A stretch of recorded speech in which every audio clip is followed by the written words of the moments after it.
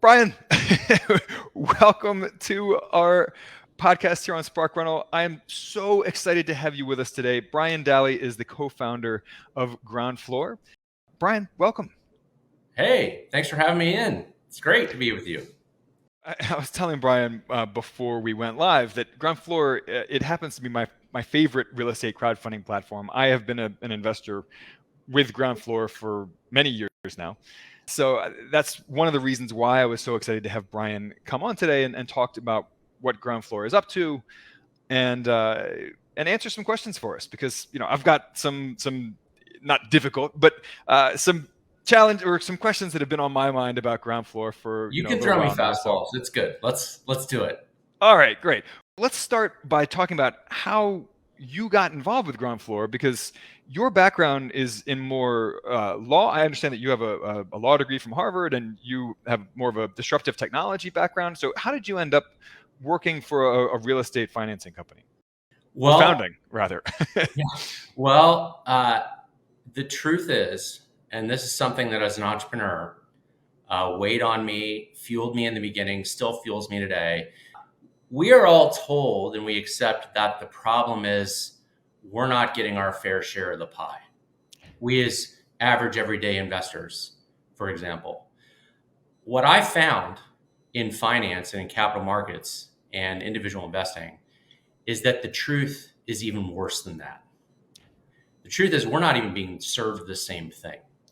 So what motivated us to start Groundfloor was to create an alternative investment product that looks and feels like a public market security with the same types of disclosures and the same accessibility, right? We established a $10 minimum, did about 2 or 3, 4 years of regulatory development work, spent about $1 million in capital to do that, so that we could meet our own high standards for serving you the same thing as the individual investor that hedge funds and private equity and high net worth investors have enjoyed for a very long time. And as a result, we all now get to earn the high yields with less risk and more cash flow than any other product that I have in my portfolio and any product that I think any of us in the mainstream have access to. So that's what got us going, and that's what's kept us going for 10 years. Well, I certainly can relate to that. And, that speaks to the same mission that my partner Denny and I have in our investment club. That's exactly what we try to do. We try to make real estate syndication deals, which are private equity deals, accessible to normal, everyday people. So I very much appreciate what you and Groundfloor are aiming for here. So let's talk for a second about how the market has shifted over the last year, because 2022 started out white hot for real estate markets around the country, and it ended 2022 with a very different temperature in most real estate markets around the US. So, as we've seen many markets, not every city in the US, but many markets see falling property values, starting around mid 2022 or maybe late 2022. Have you at Groundfloor seen some of your loan default rates or your foreclosure rates rise at all, over the last year?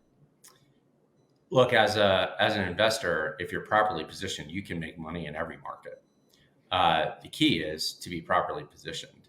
So for us, the number one headwind to our growth for the first 9 years of Groundfloor's existence was 10% average annual returns looked kind of boring. I know that sounds ridiculous, but clipping 10% every year when meme stocks are going to the moon and you have dog coins, literal dog coins, increasing hundreds of percentage points in a day, what we had to offer looked a little boring. Those financial vegetables look a lot more appetizing in this day and age. I saw recently that a popular e-REIT that's out there on the internet was trumpeting their sense of accomplishment at having beat the S&P 500 by 16 or 18% or something. By the way, for those keeping score at home, that means that you either lost 2% or broke even on your investment, which that is true. It's a good investment by comparison. Groundfloor kept clipping 10% even in those days.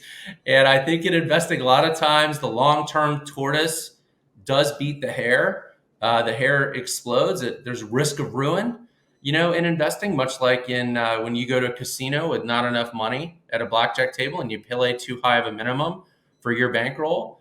If you can't keep playing, you can't win the game. Right. You lose your stack, and that's true in investing too. So ground floor, it's counterintuitive, but we actually are thriving in this environment because the way we grew up, we serve not the most expensive houses in your town. In the 32 markets where we're lending money, we are typically lending on entry level houses or the trade up. There's a lot of liquidity in those markets. Those markets are actually supply constrained right now. And for the investors who we finance, so we provide debt capital. And by the way, now we're providing equity capital as well, which you as an investor can now, if you're a member of Groundfloor Labs, which you can send me an email and I can help you get hooked up with that if you qualify. Groundfloor Labs has some experimental product that allows you to participate in different parts of the capital stack. Our investors have had trouble buying property at a good price, right? And that's really damaging for them because if they can't buy at a good price, they're now taking more risk on the exit price. And the smart borrowers don't do that, right? Whereas if the smart borrower buys at a good price, he can modulate his, investment budget in what he's building, the product that he's developing, to suit the market conditions as they evolve over the course of 6 or 12 months that he's renovating or building that property. And that's what we've seen. So it's not that, yes, certainly foreclosure rates have increased because more projects have kind of gone sideways.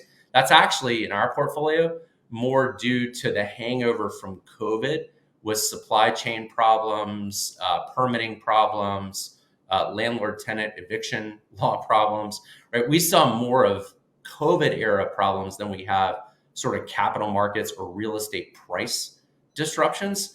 From a real estate pricing standpoint, our portfolio is looking really good. We started offering higher rates to investors and we bumped up the rates that we offer to borrowers. I think we recently calculated, I did a Twitter thread where I weighed in on this and calculated it out. Even if loss ratios increased 7 times what they have been historically for us, which would be enormous, going from say 30 basis points to 210 basis points, investors would still come out ahead and earn a higher absolute or same absolute return as they have in the past few years. So I guess in general, we're well positioned. We've seen the disruptions. Most of them are actually due to what happened during COVID, less about the price action, because price action is very manageable when you're dealing with independent developers who know how to build products for the local markets they serve and can make adjustments along the way. So the price action hasn't really been a factor for us so much over the last year. Well, I'm glad to hear that. And it really has been remarkable that Groundfloor has averaged that annualized return of around 10% for basically since its inception 10 years ago. Yeah. So we made our first loan in February of 2013. That loan, I think, paid 8%. And then, we started raising rates a little bit and dialing it and figuring out, but it's all kind of yielded over time about an average of 10%. And I realized that we didn't give the high level overview of exactly what Groundfloor does. So, give us like the 30,000 foot view of, what Groundfloor offers to investors and why investors should care. So Groundfloor offers investors a way to participate in short-term business purpose real estate investment loans that we originate. We are a capital provider to real estate investors who are building a property, renovating a property. They're value-added projects. And the loans are pretty short. They're typically about a year, maybe 18 months. And that's a great thing for investors because you get to put your capital to work. The loans pay very high yields because the investors realize independent investors, unlike the iBuyers and the big institutional money, they actually make higher ROI on their investments than a lot of the institutional guys do. It's a little known fact. They actually make something like 40, 50, 60% profit margin on the products that they're fixing and flipping or building. And so it's very easy for them to pay, say, 10 or 12 or 14% on a loan. It's a great trade for them, and it's a great trade for the retail investor. Now, what we've done is the regulatory work so that everybody can invest in it. And we formatted it in a way it's hyper fractionalized down to a $10 minimum, not because you're excited to invest $10 in a project and make a few pennies, right? Or make less than $1, or over a loan that only goes 10 months or something.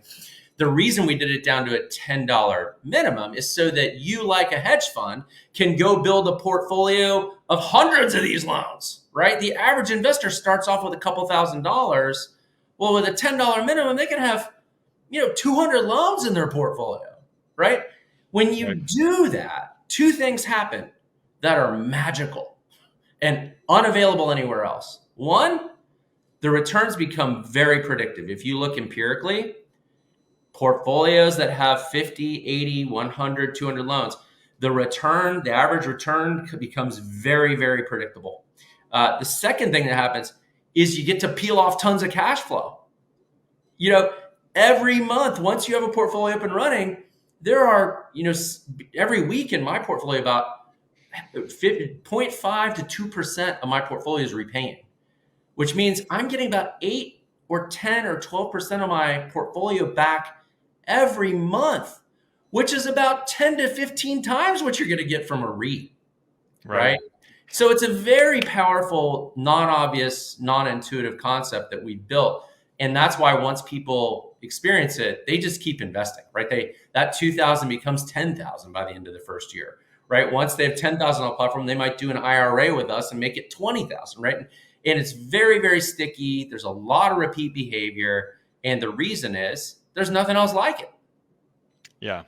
Yeah. So there's a couple things that I really love about the business model. First of all, like you said, $10 minimum investment per loan.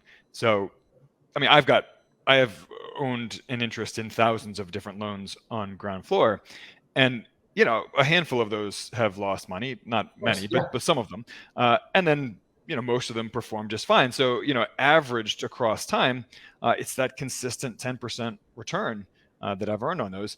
And I love that these are short-term investments, which are very rare in real estate, right? I mean, most real estate investments are long-term. So the fact that these are secured by real estate, but they're still, fast turnover investments, every week, in many cases, every day of the week, I get email notifications, your loan for 123 Main Street has repaid. And then are you auto investing too? So it's sort of I turning am around, auto putting your money investing. back to work for you? Yeah, so I personally auto invest in your B, C, and D grade Okay, loans great. as sort of a Yep. balance of risk and Yep. return. But yeah, I'm not. When I first started investing with you guys, I played that game of trying to pick and choose Yeah, winners. people do that. Yep. Yeah, so I would put like hundreds of dollars in a single loan, and then of course that would be like the one loan out of 300 that lost money. So Luck of the I stopped draw, doing that. right? Yeah, By the that's of way, course it's interesting to me, people in this space who are providing capital and they brag to investors that they've never lost money. When you look under the hood, all that's telling you is they're not making their investors enough money, because right, we look at the net return, right, right? And it's difficult to find a lender who returns on net what we do. And it's because we're willing to take more risk. And the reason we're willing to take more risk is our investors, smart investors like you, are highly fractionalized. And that just gives us a lot of ability to sort of get out there on the risk horizon and generate some higher returns. And, of course, we have a lien on the property. So, like the bank, we can foreclose. I mean, we're putting you as an investor in the position of the bank. I mean, for once, we all get to be the bank, right? right, And Groundfloor is not scraping off any of your profit, right? That you get paid what we get paid. So, if we foreclose and we have a lot of expenses and the foreclosure is bad, that's why you might lose money. But equally, if we charge default interest because the loan is late, and this happens a lot, the loan, not all plans proceed on time. That's actually, right. you learn over time, that's a good news scenario, because instead of 12%, you just made 14%, for some period of the loan. So there's a little bit of nuance for people to get used to, we realize, but once people do, they love it. Yeah, and you just brought up another important point about Groundfloor that I really like is that we as passive investors in Groundfloor, uh, you don't charge us any fees, No, which is unlike every other crowdfunding platform who correct. does charge their investors fees. We just collect the same interest that you guys are charging on the loans. You guys make Exactly. your money off of fees to borrowers. Right. So, which, that's actually, that ties into a question that I've been meaning to ask you ever Sure. since, I ever since we scheduled this conversation. So Groundfloor has been around for 10 years. It is not profitable yet, to my understanding. So tell us about your plans for becoming profitable as a company, Yep. and why investors should feel comfortable investing money in loans on Groundfloor when Groundfloor itself is not a profitable company yet. Sure. So there are different reasons for different companies not to be profitable, right? Loss making can be a very rational strategy when the growth is rewarded with increasing returns to scale and operating leverage. And in the early days of our company, that has certainly been the case, right? Because we were able to access, capital, and the way we access capital is actually we sell small slices of Groundfloor to our customers every year. So, people who invested in our company in 2018 via our first equity crowdfunding round bought shares in the company at $10 per share. Those shares are now worth $43.90 based on the 2023 offering.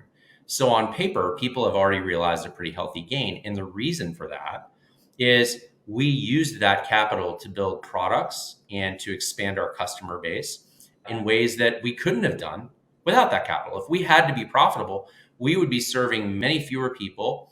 We would be operating at a much lower scale. And it would be very, very difficult to sort of realize the true opportunity that the company has. Now, we are also good stewards of the capital that's entrusted to us.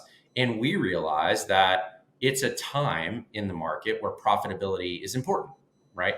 And we're now at a scale where we can be profitable at will. For example, we looked at our budget this year and we realized, you know what? We can pull back on growth, still invest in a lot of new products, by the way. If you go into Groundfloor Labs and you see some of the press releases that are coming out, you'll see we have a lot of new products that we started building a year ago that we've continued building this year that are coming out. We're still generate enough profit in the core business. Right? I mean, we earn about $10,000 to $12,000 on average per loan at the time we originated. Right? I assure you, it doesn't cost us $10,000 or $12,000 to make a loan, and that's why we don't have to charge investors anything. Right? That's why you don't pay any fees.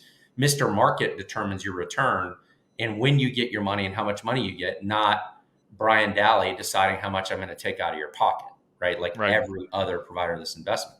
So we've built a very profitable business as a capital provider, and we've elected to invest those profits in building products and adding more customers to the platform. Now, when we looked at our budget this year, we said, okay, this year, we're going to pull back on those investments. We're going to grow slower. Instead of growing 100% like we did last year, we went from doing $12 million in revenue in 2021 to $24 million in 2022. It was an epic growth year. Now, we also spent a lot of money, in order to build the foundation to support all that growth and the future growth. And we're typically spending money 2-3 years ahead on growth, right? For customers and products and infrastructure.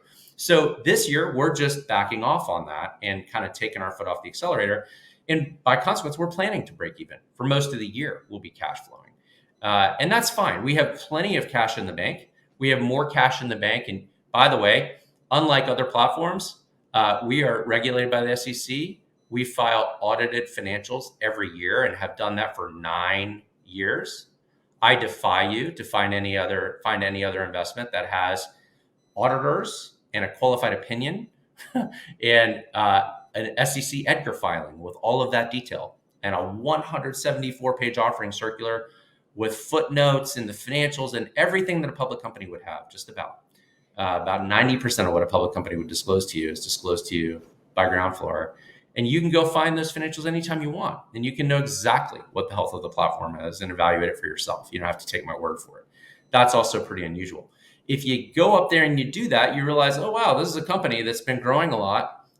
They've invested a lot of capital in the business opportunity, and they've been pretty successful doing it. We're very disciplined about our finances because we are good stewards, first and foremost. So this year, we will cash flow the company. I think it's going to be a great thing. We're all really excited about it. And I think, we're also looking ahead to see, all right, where do we want to continue to invest our profits? Because then the charge will be, well, why aren't you more profitable? Well, Of course. because there's a big opportunity, right? We have to balance growth and profitability like every other company with a big opportunity ahead of it. Yeah, no, that makes perfect sense. And one of those recent products that you guys have launched, a product called Stairs, which I quite like. Yeah, thanks. It's a pooled fund that offers full liquidity for anyone who's not familiar with it. You invest your money in, and instead of investing in individual loans, you're investing in a fund of loans. You can pull your money out at any time, penalty free. But the flip side of that is that it's lower returns, so 4 to 6% interest on this. Now, that has had a cap. The most that you can invest up front is $5,000. And then the most that you can invest in a given month is $500. So I wanted to check in with you about where this product is headed. Are you have any plans to remove these caps on investment in this product?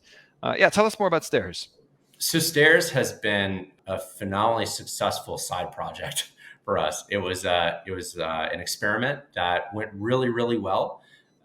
What people love about it is how simple it is, to put your money to work and benefit from our real estate. Our business is a real estate capital provider, right? So we use that capital that's invested in Stairs to originate loans, hold them for a short time before we sell them on our platform. The Right. truth is, we don't really need all of the capital that we're raising on Stairs, which is why we've limited it to $5,000. And we also are not a bank, right? So we're not a deposit taking institution and don't want to be a deposit taking institution. We try to be very clear about that Groundfloor is not a bank, shouldn't be thought of as a bank. Right. It's Not an FDIC insured. Yeah. Yeah, it's not FDIC insured. It's not regulated like a bank. It's not meant to be a bank. And so, I guess what we would say is if you want that kind of liquidity, you should really be looking at a bank with all the security and everything that comes with that. Now, by the same token, we do want people to be able to, have an experience with us where they have some liquidity and where they are investing and earn a little bit higher yield. But we've just really kept a lid on that. And I think that's sensible, for us as a company. And we've also taken what we've learned from Stairs, and we've taken a lot of those features, and we're starting to build them into the core Groundfloor experience now. There's a product called Groundfloor Notes that has been soft launched on the platform that if you've been with us long enough or you're a shareholder, you get a chance to use. That's been a very successful product for us, and it's Stairs like in that you can lock up your capital for 30 days, 90 days, or a year, and your investment is backed by a pool of loans, and it's due back to you on a certain date, regardless of when those underlying loans repay. So a lot of people like the certainty of that. And I think those notes continue to be very, very popular in this environment for people as part of their investment strategy. And so Sure. we're continuing to learn from Stairs. I'm glad you like the product. A lot of people do. And if you like that product, watch what's coming. It's pretty good stuff. Yeah. So I'll tell you what we recommend, how we recommend our audience of real estate investors use Stairs is a holding account for capital that they're planning to invest in some larger real estate project. But real estate investors don't necessarily know when they're going to need Correct. their Yeah. capital, right? I mean, you Right. don't know when a deal is going to come along. It might come along tomorrow, it might come along 6 months from now or a year from now, but you need to have access to that money. Right. And you don't want it to lose money to inflation either, especially Correct. in this environment. Yeah. So we tell people for money that you plan to invest in real estate projects, but you don't know when you'll need it, put it in Stairs, earn your 4 to 6%, Yeah. and whenever you're ready for it, you can pull it out. Well, and, So I'll also say we haven't increased rates on Stairs, purposefully, right? So when we first introduced Stairs, it was 4 to 6%. Rates have increased a lot, competing rates on savings accounts and treasuries and all these things. And we've kept the rate right where it is. We like it right there. And it's not as competitive as it was from a rate perspective, but I think the user experience is very competitive. And that's what I think a lot of people like about it. yeah, no, I totally agree. So, Brian, I want to be respectful of your time here, but do you have any parting thoughts or parting tips for investors out there? Whether real estate investors or people just looking to passively invest in crowdfunding platforms like yours? Yeah, I would just encourage people to take advantage of this moment. This is a moment in time in which, much like it did in the 70s with brokerage accounts, right? Which in 1974, Congress deregulated the brokerage industry in terms of its commissions. And that gave birth to Charles Schwab and all the way through E-Trade and Robinhood itself. And that birthed a great renaissance in retail investing that I think has benefited a lot of people over time. The same thing is happening now in alternatives. And I would just encourage people, I think real estate is the best alternative. I think residential real estate is the most familiar alternative for the rest of us. We know that asset class better than any other alternative, say, than wine or art or collectibles or something. And so I would just encourage people to take advantage of the moment, right? There's a lot of good technology being built out there at Groundfloor and elsewhere to help you do that. There's a lot of good information out there. There are a lot of good, healthy companies now who've grown to a scale where they can actually serve you. And I think it's just a great time to be a retail investor. Well, I couldn't agree more. And one of the things that has jumped out to me about Groundfloor and about real estate investing in general is that your money's not going to go to zero, right? Even if an investment goes south, and let's say a loan on Groundfloor has to foreclose, you might lose 10%, maybe even 20% of your capital. You're not going to lose 100% of your capital, like, say, if you invested in a company that goes belly up. So the risk when you invest in real estate, and that includes small $10 investments on Groundfloor and loans, there is, of course, a risk in every investment, but that risk is definitely moderated with real estate compared to paper assets, for example. So I personally feel strongly that way. Groundfloor investments are a huge part of my portfolio personally. And it's a nice counterbalance to some of the other things, some of the other risks that I like to take. Absolutely. Well, Brian, thank you so much for joining us today. It was so much fun talking to you, and we look forward to speaking with you soon. Thanks for having me. All right, guys, we will see you next Tuesday, 2 p.m. Eastern. Shoot us emails. Let us know what you want to hear about. Support@sparkrental.com, and stay in touch.